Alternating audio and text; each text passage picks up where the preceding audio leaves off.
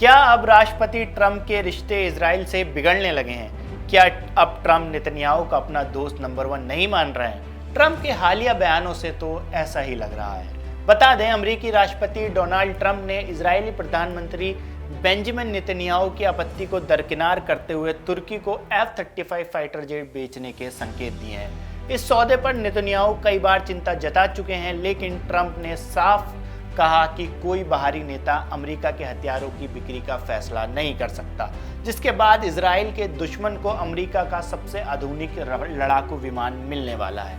Air force 1 में पत्रकारों से बात करते हुए ट्रंप ने तुर्की को अमेरिका का एक बेहतरीन सहयोगी बताया और कहा कि कोई उन्हें ये नहीं बताएगा कि अमेरिका को क्या बेचना चाहिए और क्या नहीं।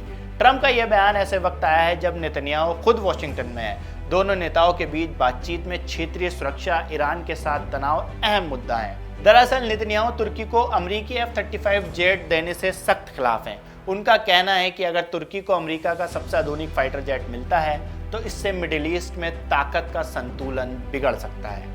नेतन्याहू ने तुर्की के राष्ट्रपति रेसेप एर्दोआन पर अमेरिका और इजराइल विरोधी नीतियों का आरोप लगाते हुए ट्रंप से इस डील को मंजूरी नहीं देने की अपील की थी।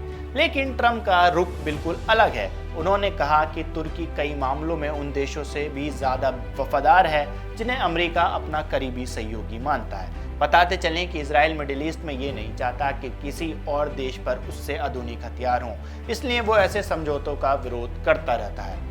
अब मामला सिर्फ F-35 की बिक्री का नहीं है। ट्रंप प्रशासन तुर्की की ओर से रूसी S-400 एयर डिफेंस सिस्टम खरीदने के बाद लगाए गए प्रतिबंधों को हटाने पर भी विचार कर रहा है। वहीं तुर्की के राष्ट्रपति एर्दोआन ने भी संकेत दिए हैं कि अंकारा F-35 फाइटर जेट और अपने कान फाइटर जेट प्रोग्राम के लिए अमेरिकी इंजन हासिल करने की डील के करीब है।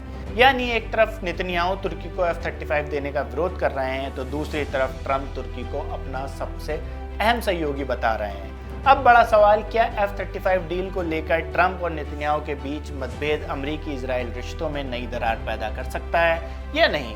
आपको क्या लगता है? हमें जरूर बताएं।